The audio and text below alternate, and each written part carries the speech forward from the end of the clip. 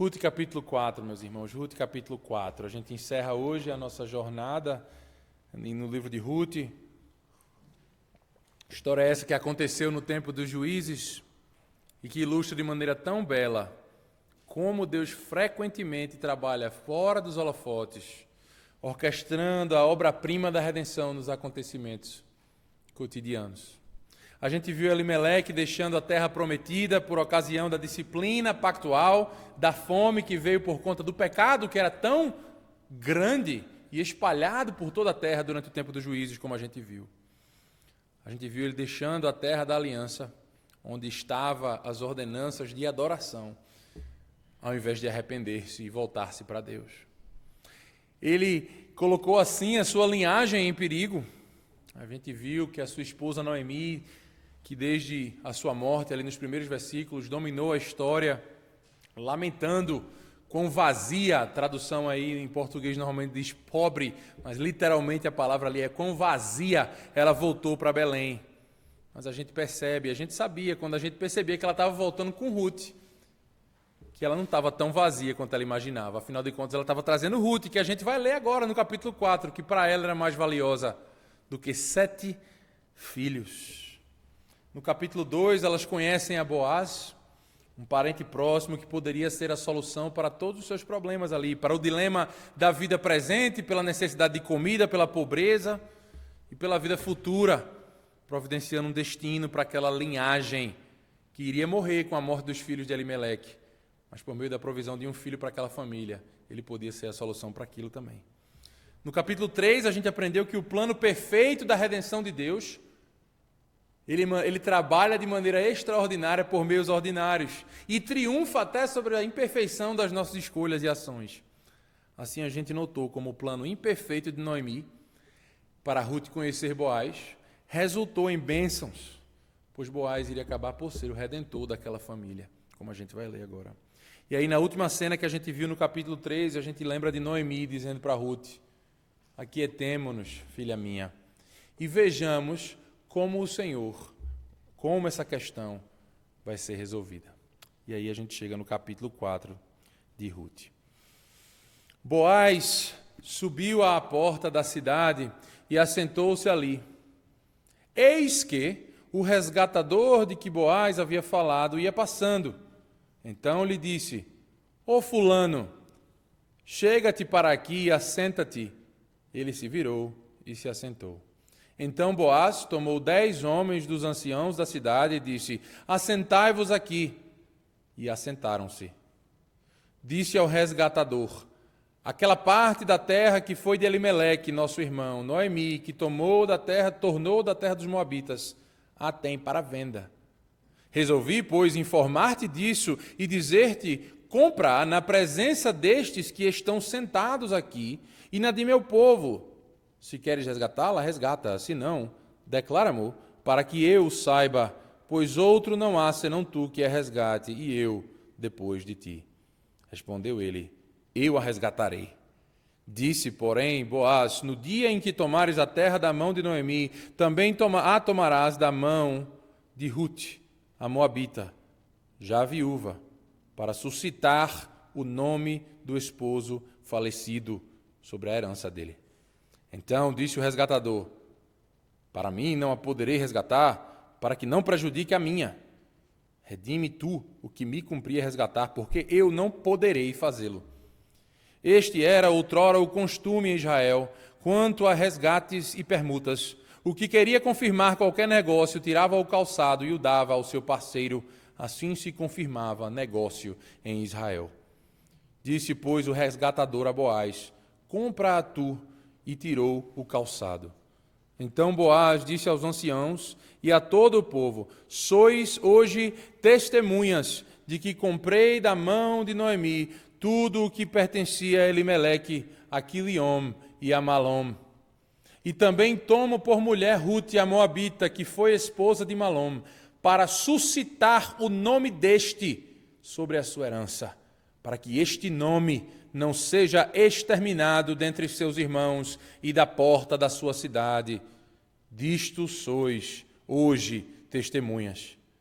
Todo o povo que estava na porta e os anciãos disseram: somos testemunhas. O Senhor faça a esta mulher que entra na tua casa como a Raquel e como a Lia, que ambas edificaram na casa de Israel, e tu, Boaz, a-te valorosamente em Efrata, faze-te nome afamado em Belém. Seja a tua casa como a casa de Pérez, a que Tamar teve de Judá, pela prole que o Senhor te der desta jovem. Assim tomou Boaz a Rute, e ela passou a ser sua mulher. Coabitou com ela, e o Senhor lhe concedeu que concebesse, e teve um filho. Então as mulheres disseram a Noemi: seja o Senhor bendito, que não deixou hoje de te dar um neto que te será por resgatador, e seja afamado em Israel o nome deste. Ele será restaurador da tua vida e consolador da tua velhice, pois tua nora que te ama o deu à luz, e ela te é melhor do que 7 filhos. Noemi tomou o menino e o pôs no regaço e entrou a cuidar dele. As vizinhas lhe deram nome, dizendo: a Noemi nasceu um filho, e lhe chamaram Obed. Este é o pai de Jessé, pai de Davi. São estas, pois, as gerações de Pérez. Pérez gerou a Esrom. Esrom gerou a Rão. Rão gerou a Aminadab. Aminadab gerou a Naassom. Naassom gerou a Salmom. Salmom gerou a Boaz. Boaz gerou a Obed. Obed gerou a Jessé. E Jessé gerou a Davi. Até aqui a palavra do Senhor. Houve um tempo em minha vida em que eu assistia esportes regularmente, principalmente futebol e basquete. E o time da minha família, o meu time, ainda é o meu time, mas eu nem acompanho mais, é o Sport lá de Recife. O último título nacional que eles tiveram foi 2008, uma Copa do Brasil. E até hoje, ainda que a emoção da época de ter conquistado aquele título já passou faz muito tempo, a lembrança de algumas palavras que um dos principais jogadores daquele time deram numa entrevista ainda permanecem comigo. Ao ser perguntado pelo repórter como ele estava se sentindo naquele momento, o atacante Carlinhos Bala disse o seguinte: é como diz a Bíblia, nada fácil presta. Eu até hoje não achei esse versículo na Bíblia. Mas o que ele estava falando ali é um sentimento comum que a gente tem como ser humano, não é verdade? Geralmente as coisas que importam muito na vida, as coisas que exigem muito trabalho, elas têm um alto custo. Existem até estudos falando que se você tiver 2 produtos iguais e um deles for mais caro, você percebe aquele que é mais caro como sendo melhor.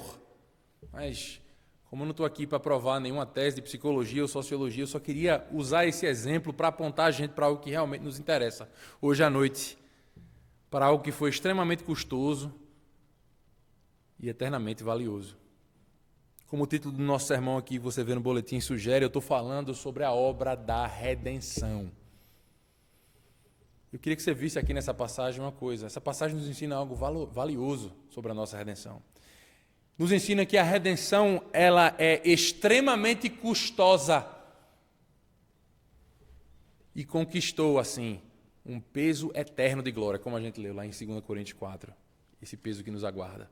A nossa redenção foi extremamente custosa e conquistou um peso eterno de glória. E são 2 coisas que eu queria que a gente visse hoje. Primeiro o custo da redenção, depois a conquista da redenção. O custo da redenção nos primeiros 10 versículos aqui desse capítulo, versos de 1 a 10. E aqui, logo quando a gente inicia a leitura desse capítulo, a gente já observa a integridade de Boaz, mais uma vez. Agora na sua determinação em cumprir a promessa que ele havia feito a Ruth. Veja, mais uma vez a gente confirma que esse homem é um homem de Deus. É um homem que confessa em público aquele que ele diz em particular. Não é aquela pessoa que diz uma coisa quando está ali entre a gente, mas quando está na frente de muitas pessoas em público diz outra coisa. Um homem que jura a verdade nos termos do Salmo 15. E ainda que ele venha a causar prejuízo, ele mantém a sua palavra. E o que é que ele faz? Ele vai imediatamente ao portão da cidade. O que é isso? Naquela época, o portão, a porta da cidade, era como se fosse o cartório, digamos assim. Era o centro onde os negócios, os acordos eram oficializados. Tinham a firma reconhecida, como a gente costuma falar. E enquanto Boaz estava sentado ali, essa expressão aparece novamente, eis que. Essa é uma expressão hebraica traduzida por essa palavra eis que, é exatamente chamando você para observar o que está acontecendo e imaginar que você é um dos personagens, feito aqueles jogos de primeira pessoa, que você é o personagem que está atirando, ou que está construindo, ou fazendo o que quer que seja. Observe, imagine que você está ali na história. E aí você está ali no portão da cidade e aí do nada, olha só que coincidência, mais uma vez, quanta coincidência a gente vê no livro de Ruth, né? Aquela pessoa exatamente que Boaz precisava falar aparece. Veja só que coincidência. E mais uma vez, ao contar essa história dessa forma, a gente pode imaginar aqui que o narrador que escreveu essa história tem um sorriso no canto do rosto. Porque mais uma vez ele está deixando evidente que Deus está sempre nos bastidores dessa história.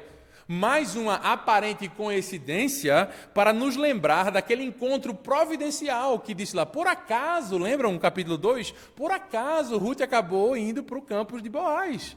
Ora, veja só, a mente hebraica não acredita nisso, a sorte se lança no regaço, mas a resposta certa vem do Senhor. Essa é a mentalidade hebraica. E aí essa palavra eis aqui conecta esse episódio de agora com aquele. Mostrando mais uma vez aqui, entendo o que está acontecendo. Eu não vou dizer para não perder a graça, mas você sabe que é Deus que está no controle de tudo aqui. Alguns comentaristas acertadamente apontam que essa é uma maneira do comentarista chamar a nossa atenção para a bênção de Deus repousando sobre aquelas pessoas que tomam atitudes piedosas, atitudes em conformidade com a lei que por sua vez reflete o caráter de Deus que a gente foi criado, lembram de ontem, para refletir. Note que tanto Ruth, lá no capítulo 2, quanto Boaz agora, foram movidos não por interesses egoístas, mas por amor pactual. Ruth para com Noemi lá, e agora Boaz para com Ruth.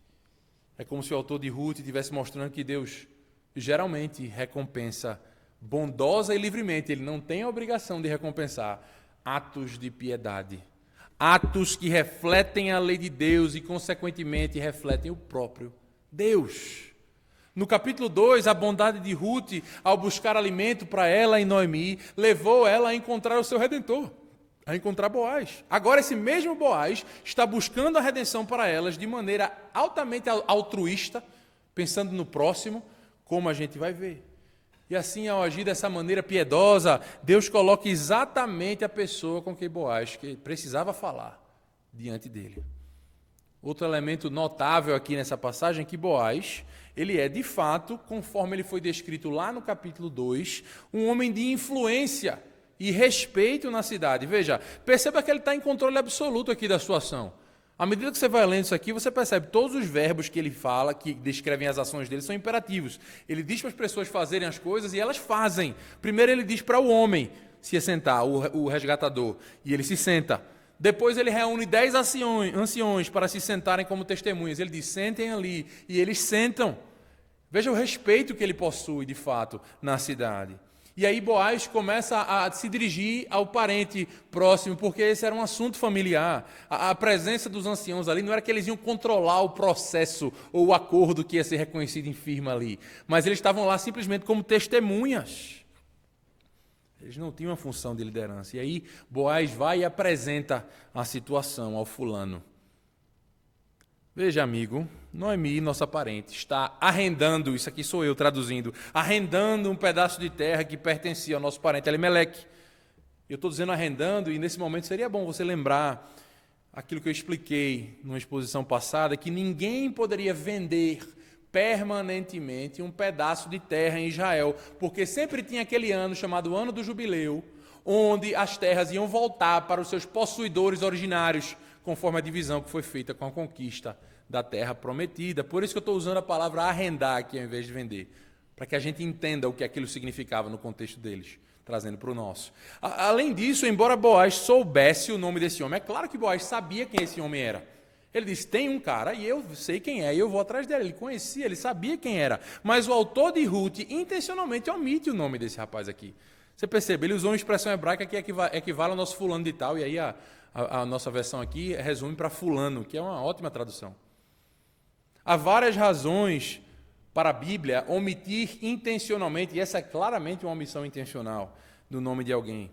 E o motivo para a omissão do nome deste homem vai ficar claro, à medida que a gente for avançando aqui. Agora, deixe-me trazer a sua atenção de volta para o diálogo público de Boaz com o fulano de tal. Então, sobre esse pedaço de terra, ele está dizendo, eu preciso que você me diga se você vai redimir esse pedaço de terra, porque se você não for fazer isso, eu vou. Daí, para a tua surpresa ou até angústia, dependendo do quanto você está torcendo para a Ruth virar logo senhora Boaz, você começa a dizer, rapaz, será que esse cara vai estragar a nossa história aqui? E ele diz enfaticamente, eu vou redimir. Claro, eu vou. O hebraico aqui é bem enfático.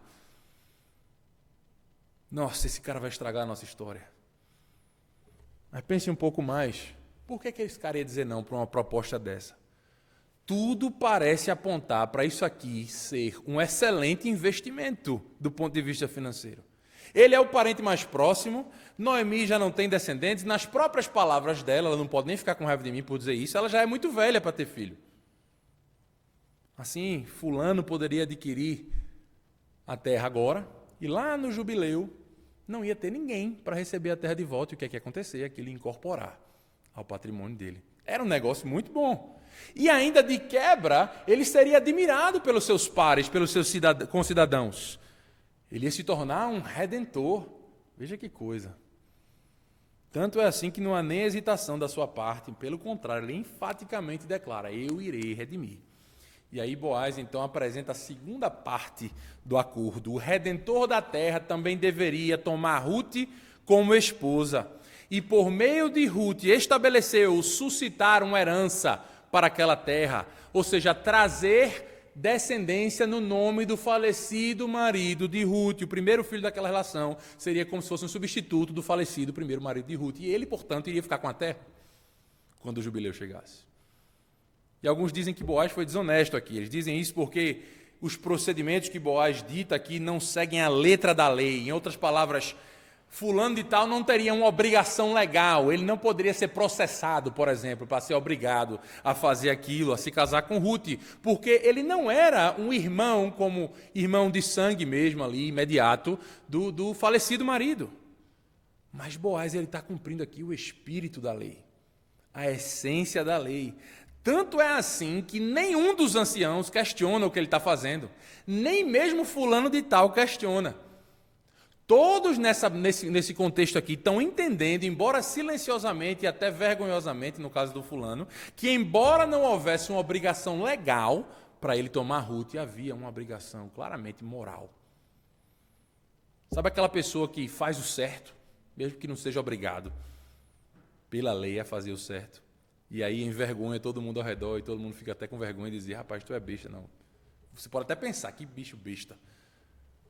Mas você sabe que aquela pessoa está fazendo o que é certo, ainda que você não seja obrigado a fazer pela lei. Eu lembro claramente, eu não sei qual foi a Copa do Mundo, ou se foi uma Copa do Mundo específica, ou se foi vários eventos esportivos, como Copa do Mundo, Olimpíadas, mas eu sei que os japoneses ficaram conhecidos, não sei se vocês lembram, por limparem os estádios de futebol, logo depois dos jogos. Passou nos jornais todos.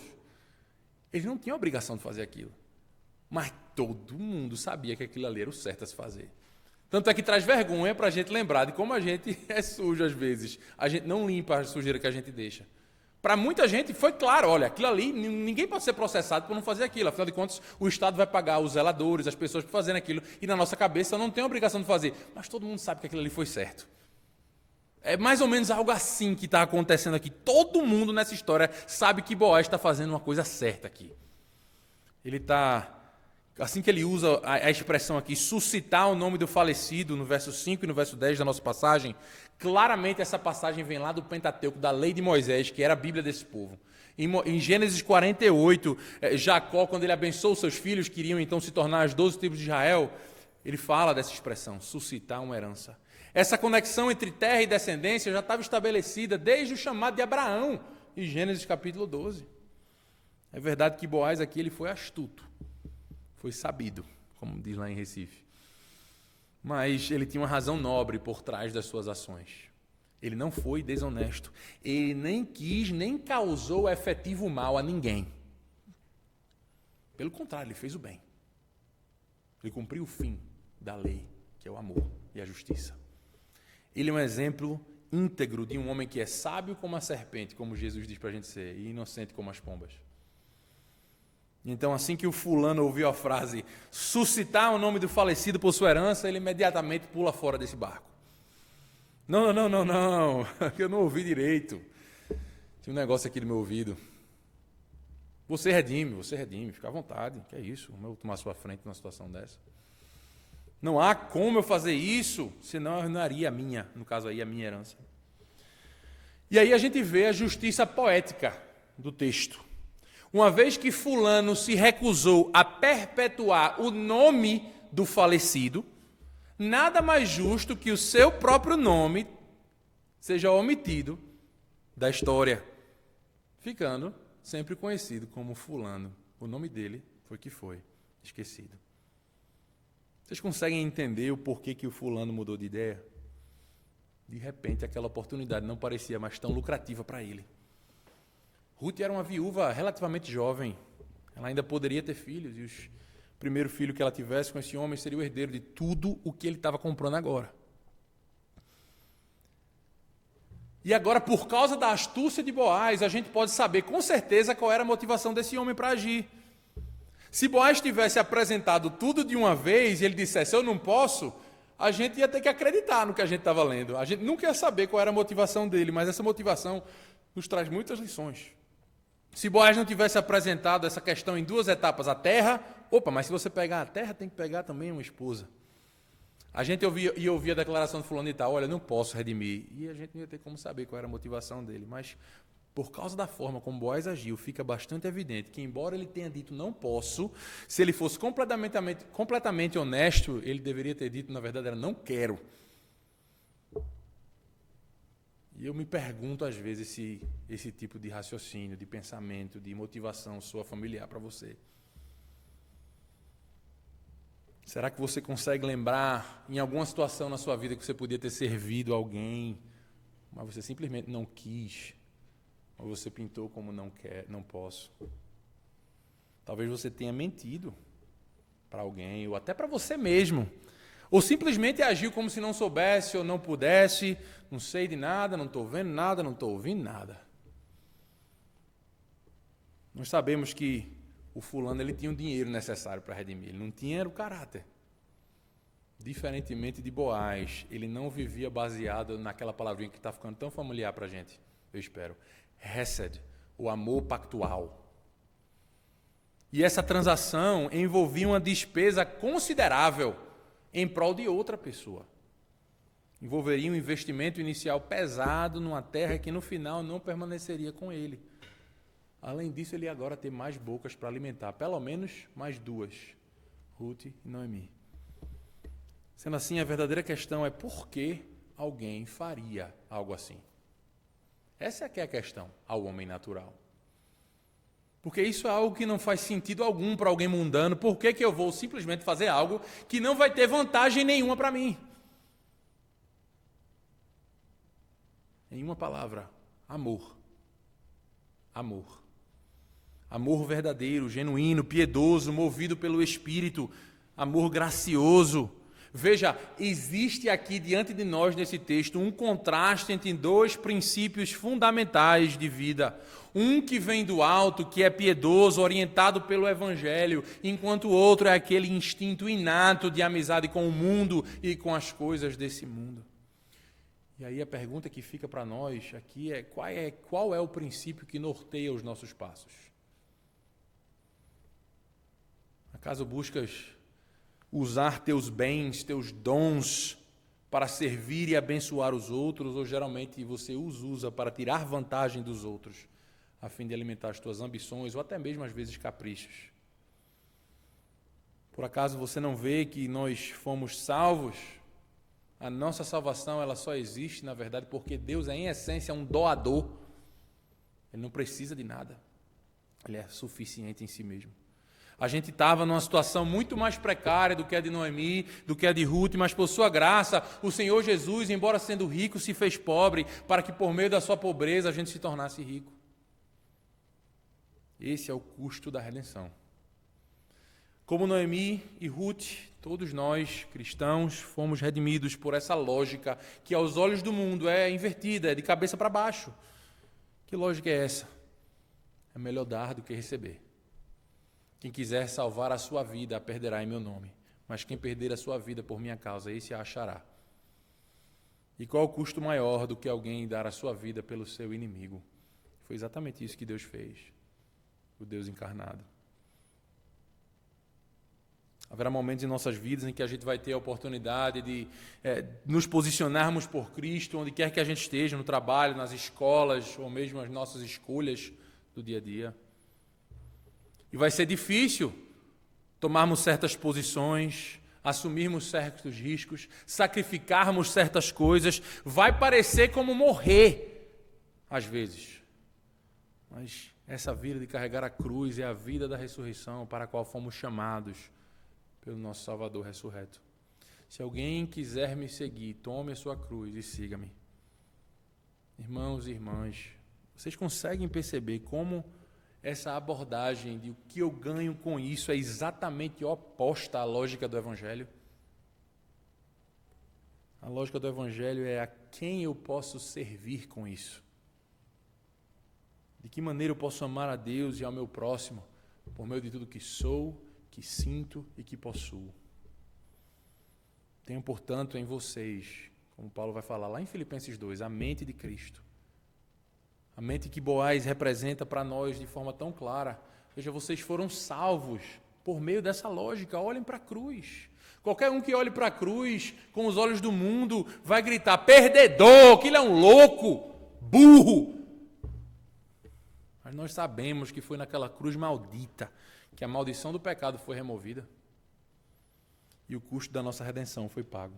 E foi por causa do que Cristo fez que ele recebeu aqui, para a nossa história, um nome que está acima de todo nome. Jesus Cristo, o Senhor. E de fato a nossa redenção foi custosa e muito mais do que a redenção de Noemi e de Ruth. Mas ela conquistou um eterno peso de glória, o que nos leva para o nosso segundo ponto de hoje, a conquista da redenção, os versos de 11 até o final do capítulo. E nesses versículos aqui, principalmente nos versículos iniciais, a partir do verso 11, a gente vai ver que bênçãos acompanham a redenção. Isso é exatamente o que a gente tem nos versículos 11 e 12, por exemplo. Veja, os anciãos abençoam Boaz e Ruth, a sua agora esposa. Como Boaz reconheceu no capítulo anterior, todos agora no portão da cidade tecem elogios à virtuosa Ruth. Ela agora, mais uma vez, juntamente com Boaz, formará um casal temente a Deus. Assim como Ruth amou a Noemi sacrificialmente, agora Boaz faz o mesmo por ela. Todos sabem que ela estava servindo a sua família de maneira sacrificial. E assim também estava Boaz, um homem, um casal virtuoso, digno de gerar um rei segundo o coração de Deus, o Davi, como a gente vê aqui no final do texto. Assim os anciãos oram para que o nome de Boaz seja famoso em Israel, ao invés de esquecido como foi o de fulano de tal. E Boaz, por sua vez, é abençoado também por ter agora Ruth como a sua esposa. A gente sabe, a mentalidade bíblica é exatamente essa. Aquele que encontra uma esposa piedosa encontrou algo bom e obteve favor do Senhor, diz a palavra de Deus em Provérbios 18, 22. Além disso, a redenção nos traz para a família de Deus outra conquista da redenção. Ruth, que outrora estava tão distante, agora foi trazida para perto. E assim Deus mostra que o seu povo não se trata apenas de uma etnia, mesmo na antiga aliança, mas de uma circuncisão do coração, a conversão do espírito. Deuteronômio 30, verso 6, já mostrava isso. Ruth é até comparada, veja, uma moabita, comparada a uma as matriarcas de Israel, Raquel e Lia, sugerindo aí o papel fundamental que ela ia ter como matriarca da monarquia de Israel, por meio do seu descendente Davi. Então, meus irmãos, povo de Deus, não há ninguém além do alcance dos braços do Pai, ninguém. Se essa pessoa pertence a Ele, talvez você sofra por estar tão distante de Deus, essa pessoa. Continue orando por ela. Se ela for do Senhor, Deus haverá de chamá-la. Deus está construindo uma família, não um partido político, uma nação cristã, uma instituição filantrópica, mas uma família composta por pessoas de diferentes origens, culturas, preferências, idades, até mesmo raças. E uma das coisas mais maravilhosas que eu acho no Evangelho é ver pessoas que não estariam juntas por... talvez não tenham quase nada em comum de acordo com o mundo, mas estão juntas pelo poder da cruz. Talvez você olhe ao redor assim e veja alguns irmãos em Cristo e você pensa, caramba, eu não tenho nada em comum com o pessoal. Mas se você e aquela pessoa são cristãos, você está olhando para coisas menores. Veja, vocês têm as coisas mais preciosas em comum. Um só corpo, um só espírito, uma só esperança do chamado de vocês, um só Senhor, uma só fé, um só batismo, um só Deus e Pai de todos. É por isso que a igreja é chamada da casa do Pai. E à medida em que a gente desenvolve aqui, ajudando vocês nesse trabalho, que a primeira impressão de alguém que passar por essa porta para visitar vocês seja que seja uma família. Não simplesmente um salão de culto elegante ou qualquer outra coisa que a gente possa glorificar nessa vida. Porque aquilo que é essencial, de fato, até mesmo para Deus, é como dizia o poeta, invisível aos olhos, mas percebido pela alma. E aí veja comigo também que a redenção conquista não apenas bênçãos, mas até mesmo reversão de coisas ruins. Observem a descrição concisa no verso 13 que o Senhor deu a Ruth concepção. Essa é a segunda e última vez nesse livro que o narrador diz expressamente que Deus interveio diretamente na história. Ela nunca teve, ela passou um bom tempo casada com seu marido, nunca teve filho, mas agora Deus abre a madre e abençoa. E a outra vez foi lá, a única outra vez que o narrador da história de Ruth fala que Deus interviu diretamente, muito embora a gente saiba que a coincidência é só um recurso literário para manter a nossa atenção. Mas a outra vez que ele fala explicitamente que Deus interviu na história, ele usa o mesmo verbo que ele usa aqui em hebraico para dizer que ele deu filho a Ruth, mas quando ele deu fome, ou seja, ele enviou fome, é o mesmo verbo lá. Assim unindo essas duas questões. E veja como é interessante, né? Por meio do recurso literário aqui, no começo e no fim da história, Deus, ele está mostrando para a gente que toda a história está debaixo do controle de Deus. É interessante que eu vou falar isso de novo, mas lá foi uma questão associada à nação, aqui uma questão relacionada à família. Veja como aquela família funcionava como um microcosmo, como se fosse uma maquete do que Deus está fazendo em escala nacional e agora na Nova Aliança, a gente sabe, em escala global de restauração. E veja como as mulheres respondem aqui, as mulheres da cidade, no verso 14, elas reconhecem que Deus foi quem abençoou a união de Ruth e Boaz com essa criança, e elas começam a bendizer, a abençoar literalmente o nome de Yahvé, o nome do Senhor, o nome pactual do Senhor. Como Ruth foi cuidada, ela agora se torna o meio pelo qual o Senhor restaurará plenamente Noemi. Ruth amou Noemi tanto que para ela Ruth era melhor do que 7 filhos, e é por meio do nascimento de Obed que o Senhor providenciou o Redentor para Noemi. Como restaurador da vida, ele seria aquele que não deixaria a linhagem da família morrer. E as mulheres vizinhas reconhecem que o Senhor mesmo estava preenchendo o vazio que Noemi dizia ter. Que na verdade ela nem tinha, mas ela percebia ter, porque ela tinha Ruth. Algumas delas provavelmente foram aquelas que viram Noemi voltando e reclamando, dizendo, eu voltei amargurada e vazia e pobre. Mas agora ela tem o colo preenchido, cheio com o pequeno Obed. Um menino que significativamente não foi nomeado pelos pais. Ele foi nomeado pelas vizinhas. Já pensou o seu vizinho que dá nome no teu filho? Negócio esquisito. Na primeira vez que eu li isso, eu fiquei, rapaz, o que está acontecendo aqui? E se você parar para pensar aqui, os nomes da Bíblia estão estritamente conectados à vocação e ao destino daquela pessoa. Vê Abraão, por exemplo, pai de muitas nações. Então esse evento aqui aparentemente sem importância, até esquisito culturalmente para a gente, e para aquela cultura mesmo, esse é o único exemplo no Antigo Testamento que a gente tem de algo acontecendo assim, alguém que não seja os pais nomeando uma criança, mas isso aqui aponta para o fato de que a missão daquela criança envolvia mais do que a redenção de uma única família. Veja que interessante. Tendo recebido o seu nome da boca das mulheres israelitas, a gente tem aqui uma indicação de que o destino dessa criança apontava para a reversão do destino de toda uma nação, não só daquela família. Eu já mencionei durante as nossas exposições que as dificuldades de Noemi, que eu falei agora por aquela questão da conexão dos verbos, mas eu falei várias vezes que aqui as dificuldades de Noemi funcionam aqui na história de Ruth como um microcosmo, uma maquete, uma miniatura das lutas e tribulações da nação toda de Israel. Lembre-se que o livro de Ruth começa quase como uma continuação do livro de Juízes. Até que no primeiro sermão eu pedi para a gente começar do verso final do livro de Juízes. Naqueles dias, qual era o coro lá? Naqueles dias não havia rei em Israel e cada um fazia o que era reto aos seus próprios olhos. Assim, da mesma forma que a linhagem de Noemi estava prestes a se extinguir, a nação de Israel toda estava desintegrando-se. O próprio livro dos Juízes termina com um cenário feio e sangrento de uma guerra civil, de abusos terríveis, dolorosos de ler. Uma tribo sendo extirpada. Mas aqui em nosso livro, ao final do versículo 17, assim como as expectativas de Noemi foram revertidas, nasceu um filho a Noemi, não foi nem a Ruth. Que, na verdade foi a Ruth, mas é Noemi no sentido que ela ia dar continuidade ao filho de Noemi. Ela ia tomar o lugar de Malom. Assim também mudou-se o destino da nação de Israel, e o seu nome será Obed. E aí o autor já dá a implicação para a gente aqui. Pai de Jessé, pai de Davi. Lembrem-se que a crise no tempo dos juízes, que é exatamente o tempo onde essa história acontece, era o quê? Era exatamente porque não havia rei em Israel. Essa era a causa da crise. E aí veja que o livro de Ruth aqui oferece uma resposta para os clamores não apenas daquela família, mas de toda aquela nação. Qual é a última palavra do livro de Ruth aqui? Davi. E qual era a crise? Não havia rei em Israel. Então veja, o livro de Ruth está respondendo tanto a provisão que Deus faz para todos, para todo o seu povo.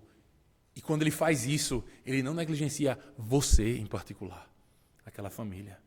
Deus estava longe dos holofotes, trabalhando a fim de resgatar não só uma família, mas toda uma nação, mas ao mesmo tempo notando indivíduos específicos, especialmente indivíduos piedosos específicos.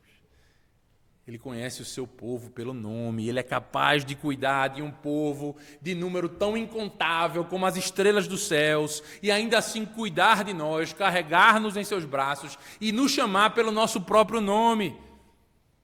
E para coroar essa história bela e notável, a gente tem aqui uma genealogia, provavelmente a sua parte favorita de ler a Bíblia, não é? Não é verdade, meus irmãos? Não minta não, viu, meus irmãos? Que para alguns tem um efeito aqui de dar um banho de água fria. Mas, rapaz, essa história estava tão boa aqui, aí vem, acaba botar uma genealogia aqui no final. Mas o que essa genealogia faz aqui, se a gente entender o propósito dela, é, na verdade, coroar esse livro. Essa genealogia mostra que essa história responde muito mais do que as necessidades de Noemi, ou mesmo as necessidades de Israel. Essa história responde à necessidade fundamental de todo ser humano. Todos nós precisamos de um rei que nos governe, que nos defenda, que nos conquiste, conquiste aos nossos inimigos e os restrinja, a fim de que eles não nos exterminem. E, portanto, essa genealogia é repetida lá no Evangelho de Mateus, especificamente no capítulo 1, versículo 5. Esse mesmo Mateus que vai se considerar em apresentar o Senhor Jesus como grande rei, filho de Davi e também senhor de Davi. Além disso, Mateus termina com a grande comissão desse rei, a quem toda a autoridade foi dada nos céus e na terra, para que nós, a sua igreja e o seu povo, sigamos adiante, fazendo discípulos de todas as nações, até que ele volte. E aí a pergunta que esse texto clama é: acaso é Jesus o teu rei, o filho de Davi? Quais são as evidências do teu domínio, do seu domínio em tua vida? Porque se ele é teu Salvador, ele também é o teu Senhor. E de que maneira o senhorio de Cristo se reflete na tua vida, nas tuas palavras, nas tuas escolhas, nos teus desejos, naquilo que te move a agir. E veja, esse rei também é um Obed. Esse nome significa servo. Ele serviu ao seu povo por meio do sacrifício supremo, para que, como já confessamos, ele pudesse comprar a nossa salvação a um alto custo e conquistar uma herança eterna para nós no reino dos céus. O livro de Ruth, meus irmãos, é de fato, espero que vocês tenham visto isso, uma pérola espiritual. Nessa breve e sucinta história, aprendemos que Deus é soberano até mesmo em tempos de fome e desespero. Aprendemos que Ele chama o seu povo ao arrependimento em momentos assim. Aprendemos sobre o perigo de tomar decisões como Elimeleque tomou, sem considerarmos a lei do Senhor. Aprendemos sobre o drama e a dificuldade e o perigo da amargura que não consegue encontrar deleite nem mesmo no Senhor. Aprendemos sobre a escolha fundamental de caminhar pelo caminho estreito do amor sacrificial e por meio desse caminho, sim, encontrar bênçãos divinas. Aprendemos que, embora Deus seja soberano, a gente ainda é responsável. Aprendemos sobre o custo da redenção e a sua gloriosa conquista. E nós aprendemos tudo isso sobre o pano de fundo do controle de Deus sobre os mínimos detalhes da vida. Veja, ele trouxe Ruth de longe. Ele preparou para ela um redentor adequado que estaria pronto para ver o fruto do Espírito na vida dessa mulher. Por que eu estou dizendo isso? Como foi que Deus preparou Boaz unicamente para estar aberto a perceber o fruto do Espírito na vida dessa mulher e no coração de um crente? Se você consultar Mateus capítulo 1, a gente vai ver quem era a mãe de Boaz. Quem era essa mulher? Era Raabe. A mãe de Boaz era Raabe. Outro troféu da graça divina, a gente lê sobre ela lá em Josué 2, ela era uma ex-prostituta que foi parar na genealogia do nosso Salvador. Ela era um testemunho vivo do poder transformador do Evangelho. E Boaz estava pronto para entender que mesmo uma moabita, se habitada pelo Espírito, poderia ser extremamente piedosa. E lembra da terra que Boaz redimiu, Belém, Efrata, foi exatamente ali que o nosso Redentor nasceu. Exatamente ali. E em uma manjedoura, anunciando ao mundo desde o seu nascimento qual era a sua missão e que o seu nome, tão importante aqui no livro de Ruth, né, nomes, e que o seu nome indicava a sua missão, Jesus. Ele não veio para ser servido, mas para servir, Obed, e dar a sua vida como resgate por muitos. E ele será chamado Jesus, disse o anjo, pois ele salvará, redimirá seu povo dos seus pecados. Aleluia. Oremos.